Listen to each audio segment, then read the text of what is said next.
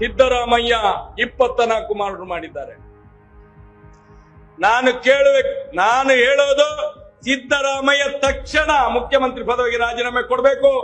CM Siddaramaiah 24 ಜನರನ್ನ ಕೊಲೆ ಮಾಡಿದ್ದಾರೆ ಎಂದು ಮಹೇಶ್ ಶೆಟ್ಟಿ ತಿಮ್ರೋಡಿ ಹೇಳಿರೋದು ನಿಜಾನ? ವೈರಲ್ ಆಗಿರುವ ವಿಡಿಯೋದ ಸತ್ಯಾಂಶವೇನು? ಸಿಎಂ ಸಿದ್ದರಾಮಯ್ಯ ಅವರು 24 ಜನರನ್ನ ಕೊಲೆ ಮಾಡಿದ್ದಾರೆ ಎಂದು ಮಹೇಶ್ ಶೆಟ್ಟಿ ತಿಮ್ರೋಡಿ ಹೇಳಿದ್ದಾರೆ ಎನ್ನಲಾದ ವಿಡಿಯೋವೊಂದು ಸಾಮಾಜಿಕ ಜಾಲತಾಣಗಳಲ್ಲಿ ವೈರಲ್ ಆಗಿದೆ. ಇದಕ್ಕೆ ಸಂಬಂಧಪಟ್ಟಂತೆ ಮಹೇಶ್ ಶೆಟ್ಟಿ ತಿಮ್ರೋಡಿ ವಿರುದ್ಧ ಮುಲಾಜಿಲ್ಲದೆ ಕಾನೂನು ಕ್ರಮ ಕೈಗೊಳ್ಳಲಾಗುವುದು ಎಂದು ಸರ್ಕಾರ ಹೇಳಿದೆ. ಡಿಸಿಎಂ ಡಿಕೆ ಶಿವಕುಮಾರ್ ಅವರು ಕೂಡ ಈ ಬಗ್ಗೆ ಹೇಳಿಕೆ ನೀಡಿದ್ದಾರೆ.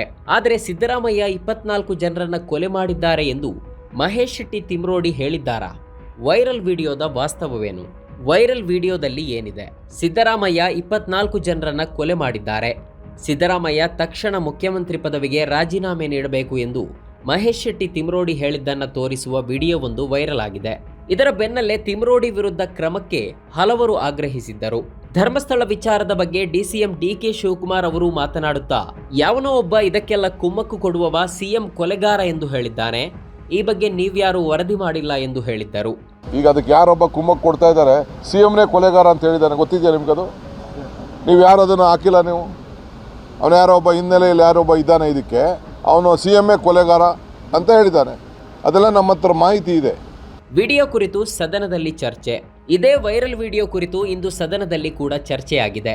ವಿಧಾನಸಭೆಯಲ್ಲಿ ಈ ಬಗ್ಗೆ ವಿಷಯ ಪ್ರಸ್ತಾಪಿಸಿದ ವಿಪಕ್ಷ ನಾಯಕ ಆರ್ ಅಶೋಕ್, ಯಾರು ಧರ್ಮಸ್ಥಳದ ವಿರುದ್ಧ ನಿರಂತರವಾಗಿ ಅಪಚಾರ ಮಾಡುತ್ತಾ ಇದ್ದಾರೆಯೋ ಅದೇ ವ್ಯಕ್ತಿ ಮುಖ್ಯಮಂತ್ರಿ ಸಿದ್ದರಾಮಯ್ಯ 24 ಕೊಲೆಗಳನ್ನ ಮಾಡಿದ್ದಾರೆಂದು ಆರೋಪಿಸಿದ್ದಾರೆ. ಆ ವ್ಯಕ್ತಿ ರಾಜ್ಯದ ಮುಖ್ಯಮಂತ್ರಿಗೆ ಅವಮಾನ ಮಾಡಿದ್ದಾರೆ. ಧರ್ಮಸ್ಥಳದ ಬಗ್ಗೆ ಆರೋಪ ಬಂದ ಕೂಡಲೇ ಎಸ್ಐಟಿ ರಚನೆ ಮಾಡಿದ್ದ ಸರ್ಕಾರ ಈಗ ಸಿಎಂ ವಿಚಾರದಲ್ಲಿ ಬಂದ ಆರೋಪಕ್ಕೂ ಎಸ್ಐಟಿ ರಚನೆ ಮಾಡುತ್ತದಾ ಎಂದು ಪ್ರಶ್ನಿಸಿದ್ದಾರೆ. ಧರ್ಮಸ್ಥಳ ಎಂದ ಕೂಡಲೇ ಎಸ್ಐಟಿ ರಚನೆ ಮಾಡಿದವರು ಸಿಎಂ ವಿರುದ್ಧದ ಆರೋಪದ ಬಗ್ಗೆ ಮಾತನಾಡುತ್ತಿಲ್ಲ. ಈ ಸರ್ಕಾರಕ್ಕೆ ಕಿವಿ ಇಲ್ಲ, ಮೌನಕ್ಕೆ ಶರಣಾಗಿದೆ ಎಂದು ವಾಗ್ದಾಳಿ ನಡೆಸಿದ್ದರು. ಸನ್ಮಾನ್ಯ ಅಧ್ಯಕ್ಷರೇ, ಸದನ ನಡೀತಾ ಇದೆ. ಈಗ ನಾವೆಲ್ಲ ಸದನದಲ್ಲಿ ಭಾಗವಹಿಸ್ತಾ ಇದ್ದೀವಿ. ಈಗ ಧರ್ಮಸ್ಥಳದ ವಿಚಾರ ಈಗಾಗಲೇ ಭಾಳ ಚರ್ಚೆ ಆಗಿ, ಧರ್ಮಸ್ಥಳದಲ್ಲಿ ಕೊಲೆಗಳಾಗಿದೆ, 106 ಕೊಲೆಗಳಾಗಿದೆ ಅಂತ ಹೇಳಿದಂಥ ವ್ಯಕ್ತಿ ಇವತ್ತು ಸ್ಟೇಟ್ಮೆಂಟ್ ಮಾಡಿದ್ದಾರೆ. ರಾಜ್ಯದ ಮುಖ್ಯಮಂತ್ರಿ 28 ಕೊಲೆ ಮಾಡಿದ್ದಾರೆ ಅಂಥೇಳಿ ಸ್ಟೇಟ್ಮೆಂಟ್ ಮಾಡಿದ್ದಾರೆ. ಸನ್ಮಾನ್ಯ ಡಿ ಕೆ ಶಿವಕುಮಾರ್ ಅವರು ಮುಂದೆ ಬಂದು ಉತ್ತರ ಕೊಡಬೇಕು. ಅದನ್ನೇ ಕೇಳ್ತಾ ಇದ್ದೀನಿ. ಸನ್ಮಾನ್ಯ ಅಧ್ಯಕ್ಷರೇ, ಈ ಥರ ಸದನ ನಡೆಯುವಾಗ ಒಬ್ಬ ರಾಜ್ಯದ ಮುಖ್ಯಮಂತ್ರಿಗೆ 28 ಕೊಲೆ ಆಗಿದೆ ಅಂತ ಹೇಳಿದ್ರೆ ಈ ರಾಜ್ಯದಲ್ಲಿ ಏನು ಗೂಂಡಾ ರಾಜ್ಯ ನಡೀತಾ ಇದೆ ಇದು? ಹಾಗಾದ್ರೆ ಯಾರು ಬೇಕಾದರೂ ಏನು ಹೇಳ್ಬೋದು? ಈಗ ಅವ್ರು ಯಾವ ವ್ಯಕ್ತಿ SIT ಮಾಡಬೇಕು ಅಂತ ಮುಖ್ಯಮಂತ್ರಿಗಳ ಮೇಲೆ ಪ್ರಭಾವ ಬೀರಿದ್ರು, ಅದೇ ಟೀಮ್ ಪ್ರೆಸ್ ಮೀಟ್ ಮಾಡಿ ಕೂತ್ಕೊಂಡು ಪ್ರೆಸ್ ಮೀಟ್ ಮಾಡಿ ಇವತ್ತು ಅಲ್ಲ ಹೇಳ್ಬಿಡ್ತೀನಿ, ಮುಖ್ಯಮಂತ್ರಿ ಮೇಲೆ ಆಪಾದನೆ. ಹಂಗಾರೆ ಮುಖ್ಯಮಂತ್ರಿ 28 ಕೊಲೆ ಮಾಡಿದ್ದಾರೆ ಅಂತ ತಿಳ್ಕೊಬೇಕಾ? ನಾವು ಯಾರು ನಾವು ಕೊಲೆಗಡಕರು ಅಂತ ಹೇಳ್ಬೇಕಾ ಮುಖ್ಯಮಂತ್ರಿನ? ಸಾಧ್ಯ? ಹೇಳಿ ನೀವೇ. ಇಲ್ಲೆಲ್ಲರೂ ಇದ್ದಾರೆ.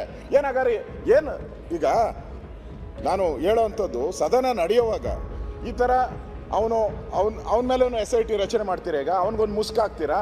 ಇನ್ನು 15 ದಿನ ಅದೇ ಸೀರಿಯಲ್ ನಡೀತದ? ಅವ್ನು ಹೇಳಿದ ಕಡೆ ಎಲ್ಲ ಗುಂಡಿ ತೆಗಿತೀರಾ ನೀವು? ಏನು ಮುಖ್ಯಮಂತ್ರಿ ಮೇಲೆ ಆಪಾದನೆ ಮಾಡಿದ್ರು ಏನು ಈ ಸರ್ಕಾರಕ್ಕೆ ಕಿವಿನೂ ಕೇಳಿಸಲ್ಲ, ಕಿವಿನೂ ಇಲ್ಲ, ಏನೂ ಇಲ್ಲ.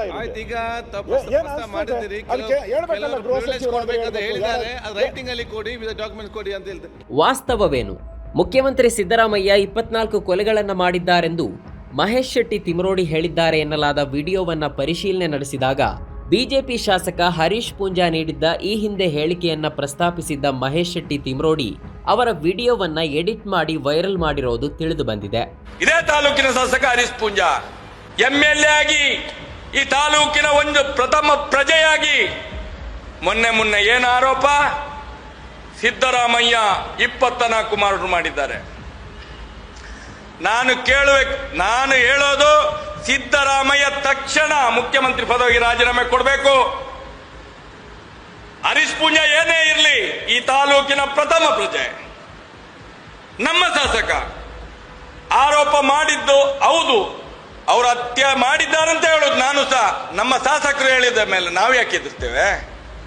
ಸಿದ್ದರಾಮಯ್ಯ ಹತ್ಯೆ ಮಾಡಿದ್ದಾರೆ 100ಕ್ಕೂ 100. ನಮ್ಮ ಶಾಸಕ ಹೇಳಿದ್ದನ್ನು ನಾನು ಹೇಳೋದು. ತಕ್ಷಣ ಮುಖ್ಯಮಂತ್ರಿ ಪದವಿಗೆ ರಾಜೀನಾಮೆ ಕೊಡಬೇಕು. ಪೊಲೀಸ್ನವರು ಸುಮೋಟೋ ಕೇಸ್ ದಾಖಲು ಮಾಡಬೇಕು.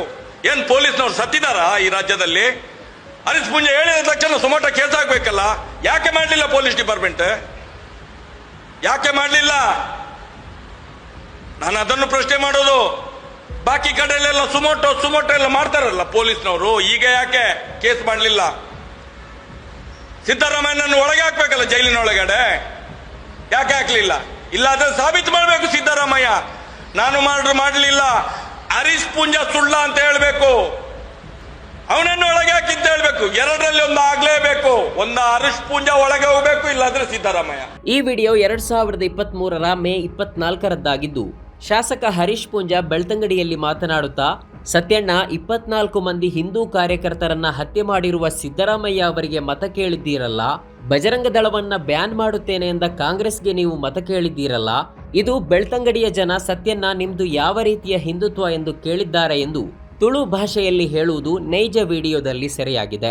ಯಾನು ಹಿಂದುತ್ವಕ್ಕೆ ದ್ರೋಹ ಮಲ್ತಿತ್ತು ನಾನು ಸತ್ಯನ ಇರ್ಬತ್ತದ ಮೂಲ ಹರೀಶ್ ಪೂಂಜಾನ ಸೋಪಾಯರ ಪ್ರಯತ್ನ ಮಲ್ಪನೆ ನಾನು ಒತ್ತೊಂದುವೆ ಯಾನು ಹಿಂದುತ್ವದ ಸಿದ್ಧಾಂತ ನಾನು ಬಿಡ್ತೆ ಅಂದಾಂಡ ಈ ಮೂಲ ಬತ್ತದ ಹಿಂದುತ್ವದ ವಿರುದ್ಧ ಕಾಂಗ್ರೆಸ್ ಓಟು ಪಾಡ್ಲಿ ಅಂತ ಪಂಡದಾಣ ನಾನು ಎತ್ತೊಂದುವೆ ಸತ್ಯಣ್ಣ ಎರಡೊಂಜಿಕೇನುವೆ 24 ಜನ ಹಿಂದೂ ಕಾರ್ಯಕರ್ತರನ್ನು ಹತ್ಯೆ ಮಲ್ತನ ಚಿತ್ನ ಸಿದ್ದರಾಮಯ್ಯ ಓಟು ಕೇಂದ್ರತ ಬಜರಂಗ ದಳನ್ನು ಬ್ಯಾನ್ ಮಲ್ಪ ಅಂತ ಪನ್ನ ಚಿತ್ನ ಕಾಂಗ್ರೆಸ್ಗೆ ಓಟು ಕೇಂದ್ರತ ಇನ್ನು ಬೆಳ್ತಂಗಡಿದ ತಾಲೂಕದ ಜನಕ್ಕೇನೊಂದುಲ್ಲೇರಿ ಸತ್ಯಣ್ಣ ಇರ್ನಂದು ವಾನಮ್ನದ ಹಿಂದುತ್ವ ಅಂದ ಪನ್ಪನ ಜನಕ್ಕೇನೊಂದುಲ್ಲೇರಿ ಜನ ಇನಿ